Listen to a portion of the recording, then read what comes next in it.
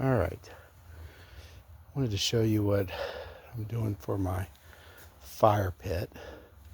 So I've made two forms, an internal form and an outside form. Basically on the inside I used some 1x4s. I ended up having to cut a quarter of the circle at a time. I was able to get the top and bottom at all one sheet of 1/2 inch 4x8 piece of plywood. Now, since this is propane, I've got to have some venting at the bottom, so I built this box on this side and one on the opposite side, so that won't be filled in with concrete.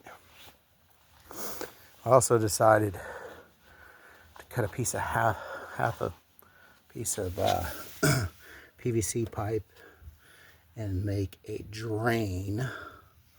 So if water does get in this fire pit, this is a propane fire pit, water does get in this, it's going to hopefully come down and drain out here. It won't just settle in there and pool up.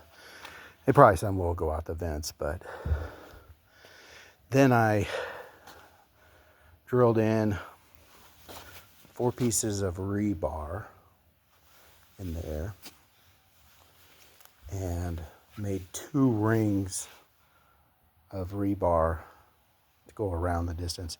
And the way I did that is I used a big crescent wrench. Crescent wrench had a hole in the end of the handle, so I just had to do a little bit at a time until I got it into a circle and then adjusted it.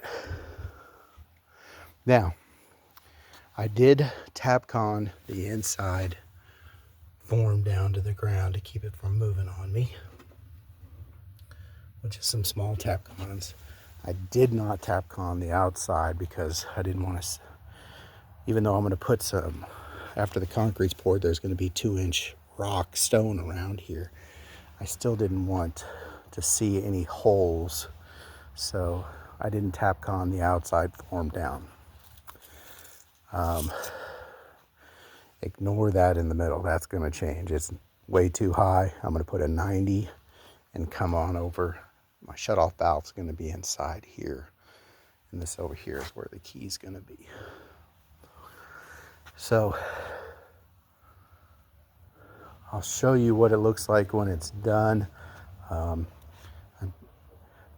Unfortunately, I spent a lot of time building the form, and it's just going to throw it away when I'm done. But I also what I did do is I siliconed around all the edges, especially the outside edge. I didn't want any of that concrete that I'm going to pour leaking out on this pad, so I'm still going to put down some a tarp. But then once I get this all poured, pull this off, and then let it set up, the burner itself is going to sit down. I'm going to pull out that form. That one's going to be fun. That one I'm going to have to talk dirty to get out, but I think I can get it out. But then the gas fire pit's going to go down in there, the gas burner. Montana Fire Pits has a great setup. I'll put a link and tell you a little bit more about that, but it'll sit down in there. Supply line coming up, we'll come over, go to the key valve, and then come back up and to the burner. So tomorrow the plan is to pour this in concrete. I'm going to back up my put down a bunch of tar or plastic, back up my concrete mixer here, and get my son to help me mix up and pour this concrete. More to come.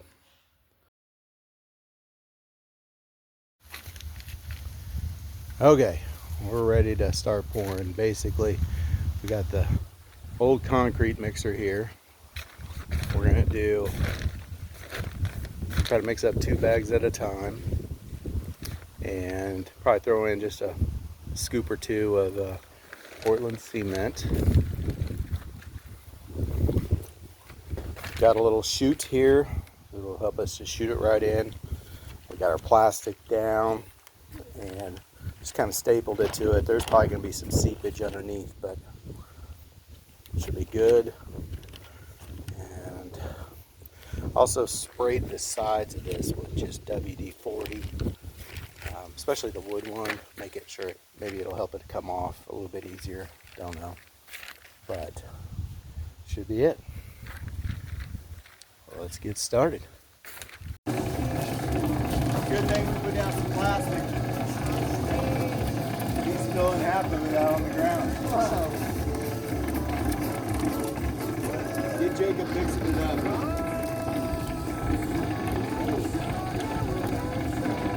We're adding in a couple scoops of Portland cement. One scoop of cement for every bag. Get a little extra. Because 5,000 psi is not enough for this. This fire pit. Just bag it over the truck. Yeah.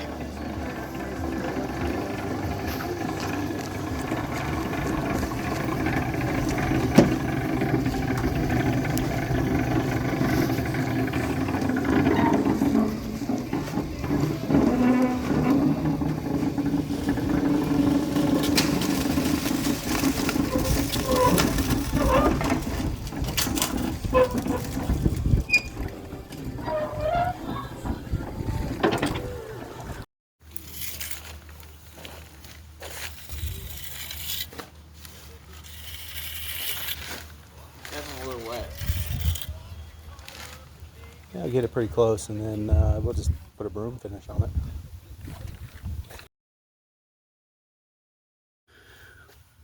Okay, here's what I got. I probably went a little overboard on the bracing, but so I have my gas line coming up, going into a hard pipe, going into the key valve, coming over here and splitting.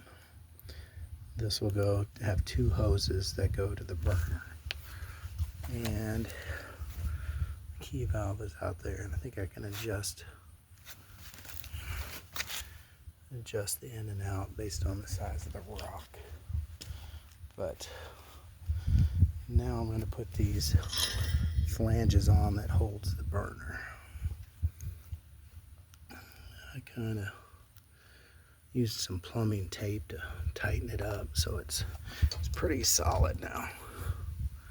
Just didn't want, if I'm turning this over and over again, I didn't want any movement in those pipes. All right, last step. I Tapcon these flanges on all the way around. Had to use the bottom screw. I'll show you in a minute why it didn't work out to use the top hole. But I think I got enough in there now. There's a few of them I broke off. Let me slide this back in. And that's it. It's in there. Square it up. There's a little play in it, but as it gets dark here, I'm gonna try to fire it up. See what it looks like. Yeah, I should take those tags off there. I have a key valve here. On and off. Sweet. Make sure it's off. All right. I'll fire it up here in a little bit.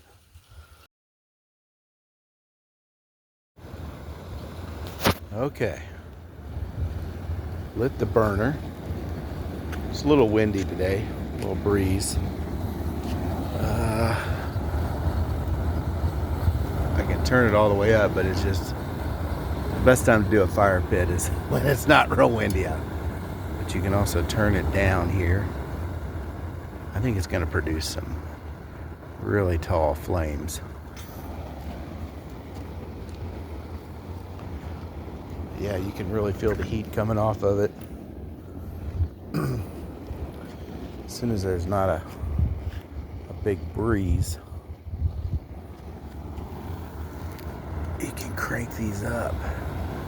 Man, it puts off some heat. Look at that.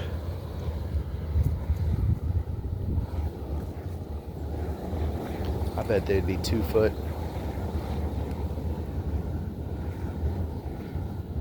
flames if it wasn't blowing.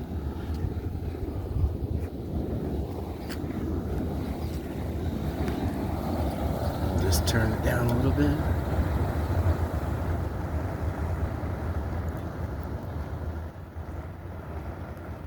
That's kind of neat. It almost looks like birthday candles. So the next step is I'm going to put some rock in here.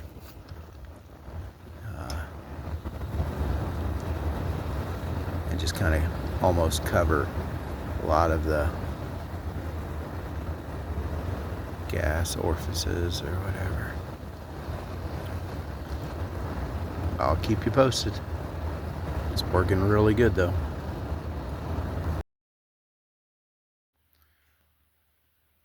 Well, friends, that's about all I have for right now. Hopefully you enjoyed the video. Hopefully it helped you out in trying to figure out how to pour your concrete fire pit. A lot of the ideas I got for mine, I got off the internet, so I find these videos very useful. So if there's anything that you can learn from me, I think that's great. If you have any questions on anything that I've done or planning to do, just shoot me a comment and I'll try to get back to you as soon as I can. It's been fun so far, but I'll finish the project next year in the spring when it warms up a little bit.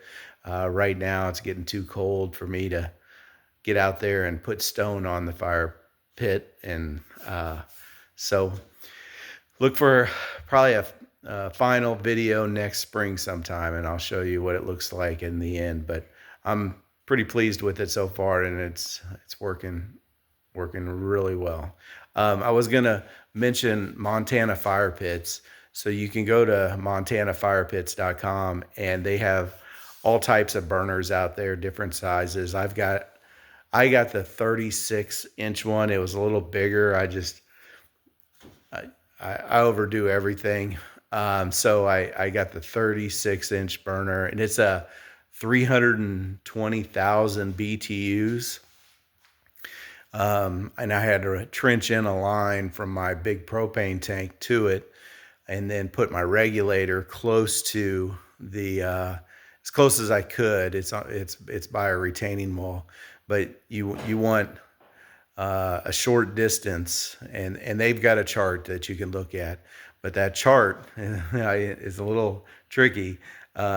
It's based on low pressure. So once you get your 9 to 11 water columns from your low pressure regulator, the one that I put by my retaining wall, that's the distance you want to measure over to your fire pit, because to that regulator, it's higher pressure. It's not real high. It's probably 10 PSI, but you want it even lower than that when it goes into that burner. But yeah, if you have any questions or anything, shoot me a comment. I'd be glad to help anybody else out. Hopefully you found this video informative. Thank you.